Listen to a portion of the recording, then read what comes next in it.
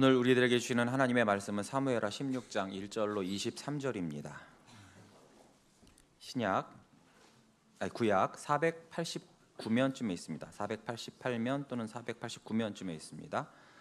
구약 사무엘하 16장 1절로 23절입니다. 제가 읽고 23절은 함께 읽도록 하겠습니다. 다윗이 마르턱을 조금 지나니 무비보셋의 종 시바가 안장 지은 두 나귀에 떡 200개와 건포도 100송이와 여름과일 100개와 포도주 한 가죽 부대를 싣고 다윗을 맞는지라. 왕이 시바에게 이르되 네가 무슨 뜻으로 이것을 가져왔느냐 하니 시바가 이르되 나귀는 왕의 가족들이 타게 하고 떡과 과일은 청년들이 먹게 하고 포도주는 들에서 피곤한 자들에게 마시게 하려 함이니이다. 왕이 이르되 내 주인의 아들이 어디 있느냐 하니 시바가 왕께 아뢰되 예루살렘에 있는데 그가 말하기를 이스라엘 족속이 오늘 내 아버지의 나라를 내게 돌리리라 하나이다 하는지라. 왕이 시바에게 이르되 무비보셋에게 있는 것이 다 내 것이니라 하니라. 시바가 이르되 내가 절하나이다 내 주 왕이여 내가 왕 앞에서 은혜를 입게 하옵소서 하니라. 다윗 왕이 바울임에 이름에 거기서 사울의 친족 한 사람이 나오니 게라의 아들이요 이름은 시므이라. 그가 나오면서 계속하여 저주하고 또 다윗과 다윗 왕의 모든 신하들을 향하여 돌을 던지니 그때의 모든 백성과 용사들은 다 왕의 좌우에 있었더라. 시므이가 저주하는 가운데 이와 같이 말하니라. 피 흘린 자여 사악한 자여 가거라. 사울의 족속의 모든 피를 여호와께서 내게로 돌리셨도다. 그를 이어서 내가 왕이 되었으나 여호와께서 나라를 내 아들 압살롬의 손에 넘기셨도다. 보라 너는 피를 흘린 자이므로 화를 자초하였느니라 하는지라. 수르야의 아들 아비새가 왕께 여짜오되 이 죽은 개가 어찌 내 주 왕을 저주하리이까? 청하건대 내가 건너가서 그의 머리를 베게 하소서 하니 왕이 이르되 수르야의 아들들아 내가 너희와 무슨 상관이 있느냐? 그가 저주하는 것은 여호와께서 그에게 다윗을 저주하라 하심이니 내가 어찌 그리하였느냐 할 자가 누구겠느냐 하고 또 다윗이 아비새와 모든 신하들에게 이르되 내 몸에서 난 아들도 내 생명을 해하려 하거든 하물며 이 베냐민 사람이랴. 여호와께서 그에게 명령하신 것이니 그가 저주하게 버려두라. 혹시 여호와께서 나의 원통함을 감찰하시리니 오늘 그 저주 때문에 여호와께서 선으로 내게 갚아 주시리라 하고 다윗과 그의 추종자들이 길을 갈 때에 시므이는 산비탈로 따라가면서 저주하고 그를 향하여 돌을 던지며 먼지를 날리더라. 왕과 그와 함께 있는 백성들이 다 피곤하여 한 곳에 이르러 거기서 쉬니라. 압살롬과 모든 이스라엘 백성들이 예루살렘에 이르고 아히도벨도 그와 함께 이른지라. 다윗의 친구 아렉 사람 후세가 압살롬에게 나갈 때에 그에게 말하기를 왕이여 만세 왕이여 만세 하니 압살롬이 후세에게 이르되 이것이 내가 친구를 후대하는 것이냐? 네가 어찌하여 네 친구와 함께 가지 아니하였느냐? 하니 후세가 압살롬에게 이르되 그렇지 아니하나이다. 내가 여호와와 이 백성 모든 이스라엘의 택한 자에게 속하여 그와 함께 있을 것이니이다. 또 내가 이제 누구를 섬기리까? 그의 아들 아니니까 내가 전에 왕의 아버지를 섬긴 것 같이 왕을 섬기리이다 하니라. 압살롬이 아히도벨에게 이르되 너는 어떻게 행할 계략을 우리에게 가르치라 하니 아히도벨이 압살롬에게 이르되 왕의 아버지가 남겨두어 왕궁을 지키게 한 후궁들과 더불어 동침하소서. 그리하면 왕께서 왕의 아버지가 미워하는 바됨을 온 이스라엘이 들으리니 왕과 함께 있는 모든 사람의 힘이 더욱 강하여지리이다 하니라. 이에 사람들이 압살롬을 위하여 옥상에 장막을 치니 압살롬이 온 이스라엘 무리의 눈앞에서 그 아버지의 후궁들과 더불어 동침하니라. 함께 읽겠습니다. 그때에 아히도벨이 베푸는 계략은 사람이 하나님께 물어서 받은 말씀과 같은 것이라. 아히도벨의 모든 계략은 다윗에게나 압살롬에게나 그와 같이 여겼더라. 아멘. 오늘 우리는 그 임직자 선거를 앞두고 하나님의 뜻을 분별하는 아주 중요한 시점에 서 있습니다. 하나님께서 원하시고 세우고자 하시는 지도자는 어떤 사람일까요? 또 우리는 어떤 기준으로 그들을 분별해야 할까요? 또한 나는 지금 그렇게 하나님이 원하시는 지도자의 모습으로, 중직자의 모습으로 과연 서 있는가? 오늘 본문 사무엘하 16장에서는 여러 인물들이 등장을 해요. 다윗을 비롯해서 시바, 시므이, 아비새, 아히도벨, 압살롬, 후세 등등이 등장하고 있습니다. 이들의 모습을 통해서 우리가 오늘 임직자를 선택함에 있어서 정말 영적 분별력을 가지고 투표에 임할 수 있기를 바랍니다. 오늘 그 선거로 인해서 평소보다 설교가 굉장히 짧을 것 같아요. 이 소리에 벌써 이미 은혜 다 받았어. 이제 이미 은혜를 다 받았어 벌써. 자, 아들이자 반역자인 그 압살롬과 그의 군대가 예루살렘으로 진격해오고 있다는 이 소문에 다윗은 성을 즉시 버리고 도망을 쳤습니다.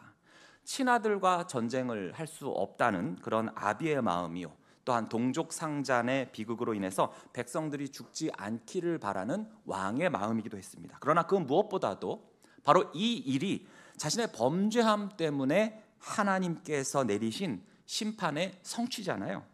그래서 다윗은 순순히 그것을 받아들이고 그 자리를 피한 거죠. 자신에게 내려진 심판인데 이로 인해서 백성들을 죽게 할 수는 없는 것입니다. 그렇게 다윗과 그를 따르는 신하들, 백성들이 이제 마하나임으로 가는 그 길목에서 시바라고 하는 강아지가 아닌 시바라고 하는 사람이 다윗을 영접한 것입니다. 그는 나귀 2마리에 떡, 건포도, 과일, 포도주 등등을 잔뜩 싣고 왔어요. 다윗 일행을 먹이려고 말이죠. 다윗 일행은 급하게 이 성을 빠져나오느라 식량이나 제대로 챙겼겠습니까? 그러니 이 시바가 가져온 양식들은 정말로 귀한 것이었습니다. 마치 전에 다윗이 방랑 생활을 할 때 아비가일이 양식을 막 바리바리 싸가지고 왔잖아요. 그 모습이 생각납니다. 다윗도 어쩌면 이 시바의 모습에서 이 아비가일을 떠올렸을지도 모르겠어요. 그럼 이 시바가 누구냐? 바로 예전에 사울 왕의 시종이었다는 거예요. 이 사람을 통해서 다윗이 그렇게나 목숨같이 사랑했던 요나단의 아들, 비록 2 다리를 절지만 그 망국의 후손인 그 므비보셋을 찾게 됐잖아요. 그리고 이후에 그 므비보셋을 자기의 왕자처럼, 아들들처럼 후대했습니다. 같이 식탁에서 먹고 마시면서. 그리고 나서 이 시바를 이 므비보셋의 시종으로 하사를 했던 거예요. 이러한 시바가 다윗을 영접하니까 다윗은 궁금할 수밖에 없었습니다. 야, 네 주인 므비보셋은 뭐하고 네가 이렇게 나왔냐? 그러니까 시바가 뭐라고 그럽니까? 3절에 그가 말하기를 이스라엘 족속이 오늘 내 아버지의 나라를 내게 돌리리라 그랬다는 거예요. 이게 뭔 말이냐 하면 이번 반란으로 인해서 이스라엘 사람들이 자기 할아버지, 즉 므비보셋에게 있어서 사울왕이죠. 그 사울왕의 나라를 이제 나 므비보셋에게 돌려줄 거야. 그러니 나도 왕이 될 수가 있어. 그랬다는 거예요. 누가? 므비보셋이. 그러니까 이 혼란을 틈타서 므비보셋도 반역을 일으키려 한다는 것을 지금 시바가 다윗에게 일러 바친 거예요. 그런데 나중에 19장에 가서 밝혀지겠지만 이 말은 다 새빨간 거짓말이었습니다. 므비보셋이 스스로 다윗을 배반한 것이 아니라 바로 이 시바가 자기 주인 므비보셋을 속이고 자신만 다윗에게 이렇게 나온 거예요. 자신의 욕심을 채우기 위해서 자신의 주인까지 배신하고 또한 모함을 했던 것입니다. 그러니까 여기서 다윗은 열이 받았죠. 자기가 그렇게나 선대했던, 그래서 왕의 식탁에서 함께 먹고 마셨던 그 망국의 자손이 이제 와서 내 뒤통수를 쳐? 내가 지금 어렵다고? 그래서 다윗은 앞뒤 파악을 하지 않고 즉시 뭐라고 하냐면 므비보셋에게 준 모든 소유를 다 시바인 너에게 주겠다고 선언을 해요. 그러나 여러분, 이 결정은 너무나도 성급한 판단이었습니다. 물론 쫓겨가는 육적으로나 심적으로 아주 조급한 상황이었지만 다윗은 깊이 생각하거나 또는 직접 므비보셋을 불러다가 그의 말을 듣지도 않고 이렇게 이 시바의 말만 듣고 결정을 내렸던 거예요. 다윗과 일행이 이 시바가 제공한 음식들을 먹고 좀 기운을 차린 후 이번엔 바후림이라는 곳에 이르렀을 때 시므이라는 자를 만나게 됩니다. 그는 사울 가문의 사람이었어요. 그래서 사울 왕이 살아있을 때, 사울이 집권했을 때는 아마 방귀깨나 끼던 그런 권세가였던 것 같은데 이제 사울 왕가가 몰락한 후에 바후림 지역의 지방 귀족, 호족 정도로 살고 있었던 거죠.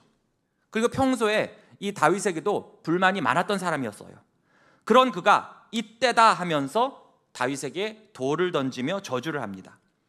평상시 같으면 감히 쳐다도 못 보았을 텐데 이젠 다윗이 완전히 망했다고 생각하니까 이러한 행동을 하고 있는 거예요.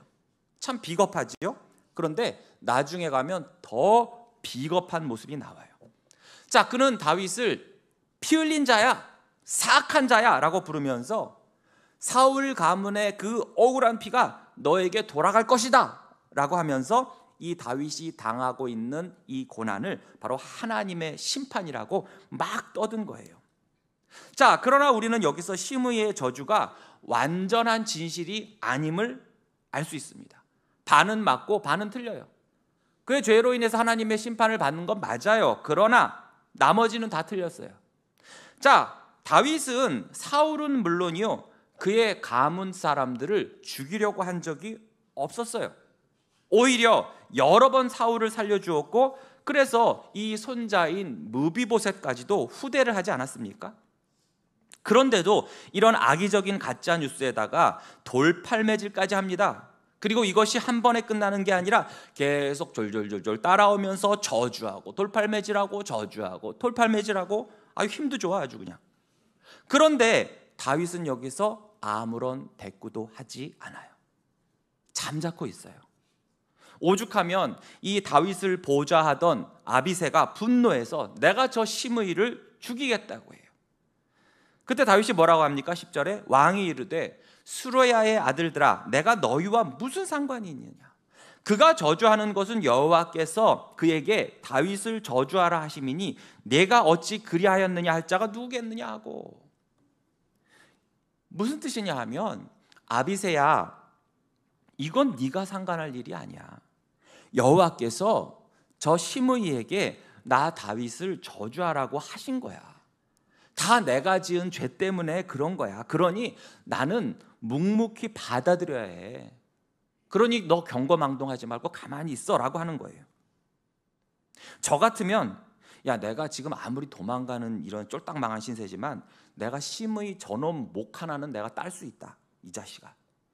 이럴 만도 한데 다윗은 어떻게 합니까? 가만히 있어요. 그러면서 지금의 이 억울한, 이 모욕적인 상황까지도 인내하면서 모든 것을 하나님께 맡기고 있습니다. 11절과 12절이 그 말씀이에요. 또 다윗이 아비새와 모든 신하들에게 이르되 내 몸에서 난 아들도 내 생명을 해하려 하거든 하물며 이 베냐민 사람이랴. 여호와께서 그에게 명령하신 것이니 그가 저주하게 버려두라. 혹시 여호와께서 나의 원통함을 감찰하시리니 오늘 그 저주 때문에 여호와께서 선으로 내게 갚아 주시리라 하고. 다윗은 지금 당하는 고난이 단순히 어떤 인간의 행위가 아니라 바로 하나님의 허용하심 안에서 이루어지고 있다는 것을 인정하고 있습니다. 그래서 자신의 이 억울함을 풀기 위해서 사람의 방법을 쓰지 않고 자기 부하의 칼을 의지하지 않고 오직 하나님께서 친히 판단하시기를 기다리고 있어요. 특히 여기서 이 감찰하시리니, 즉 하나님께서 이런 나를 살펴보시고 쭉 지켜보고 계시니 하나님께서 나를 혹 불쌍히 여기시기만 한다면 갚아주실 것이다. 다시 나를 소생시켜 주실 것이다 라는 고백을 하고 있습니다. 이 감찰하시는 하나님으로 인해서 다시 소생했던 사람이 있어요. 누굴까요? 바로 구약의 하갈입니다. 그녀는 아브라함의 후처였어요. 그런데 아브라함의 아내였던 그 본처였던 사라에게 핍박을 받고 쫓겨나서 그가 광야에서 죽어갈 때 그녀는 감찰하시는 하나님으로 인해서 살아나게 됩니다. 창세기 16장 13절에 보시면 하갈이 자기에게 이르신 여호와의 이름을 바로 나를 살피시는 하나님이라 하였으니 이는 내가 어떻게 여기서 나를 살피시는 그 하나님을 내가 배웠는고. 여러분, 이것을 이전 성경 개역 한글 성경으로 볼까요? 하갈이 자신에게 이르신 여호와의 이름을 감찰하시는 하나님이라 하였으니 이는 내가 어떻게 여기서 나를 감찰하시는 하나님을 배웠는고 함이라. 그때 하나님이 이 하갈에게 감찰하시면서 샘물을 보여주셔서 그곳 이름을 뭐라고 합니까? 브엘라 헤로이, 즉 나를 감찰하시는, 나를 살피시는 하나님이 내게 주신 샘물이라는 뜻이에요.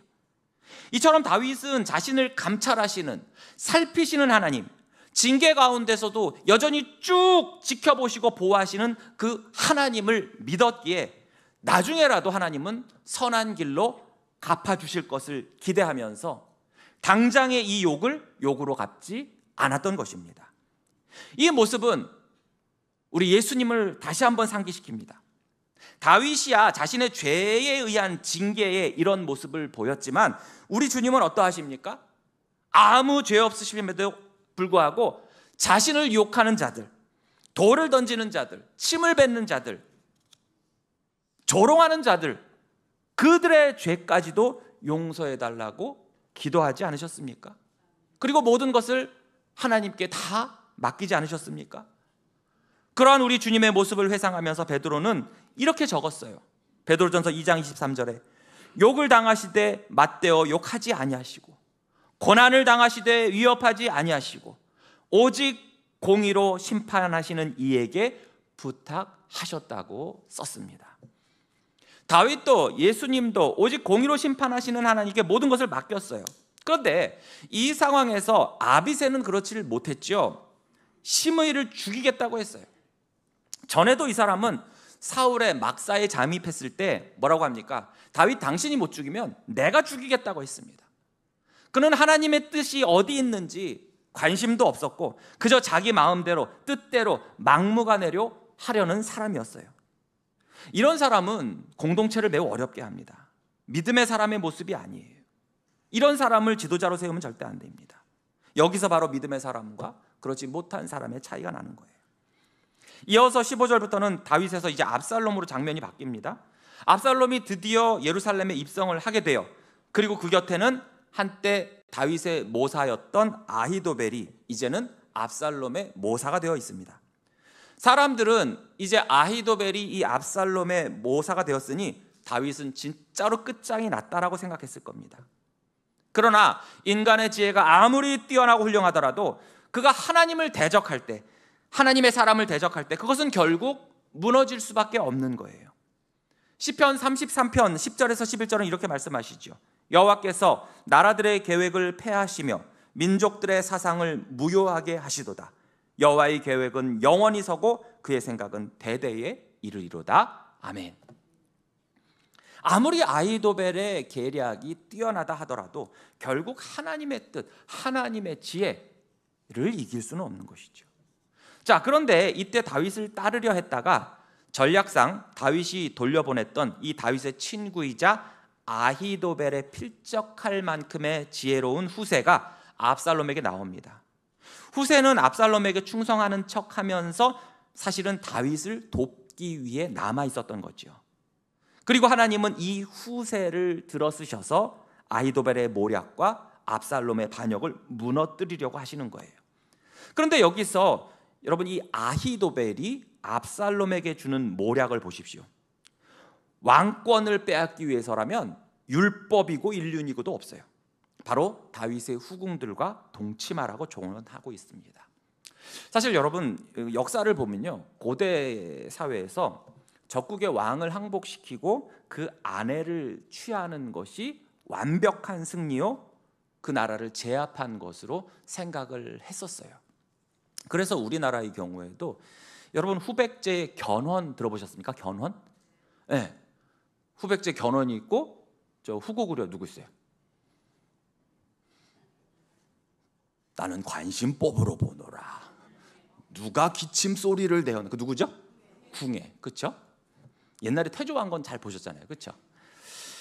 그 견훤이 이제 신라로 쳐들어가요. 그때 신라가 너무나 힘이 없었는데 그때 신라 누가 다스렸냐면 경혜왕이라는 사람이 다스렸는데 견훤이 쳐들어가서 항복을 받고 아주 몹쓸 굴욕을 줍니다. 그리고 칼 하나 던져주고 너 내 눈앞에서 자살해, 자결해. 그 자결을 해요. 그리고 그 자리에서 어떻게 하면 왕비를 강간을 합니다. 이로써 내가 신라를 완전히 정복했다, 먹었다 이 소리죠. 그런데 그건 후백제고 그건 세상의 나라고 여긴 지금 이스라엘이 있잖아요. 율법이 있잖아요. 하나님을 섬기잖아요. 여러분 율법에 이런 명령이 있습니다. 레위기 18장 8절에 너는 내 아버지의 아내의 하체를 범하지 말라. 이는 내 아버지의 하체니라. 신명기 22장 30절에도 나와 있어요. 사람이 그의 아버지의 아내를 취하여 아버지의 하체를 드러내지 말지니라. 여기선 배다른 어머니, 후궁들도 다 포함이 되는 거예요. 그런데도 어떻게 해요?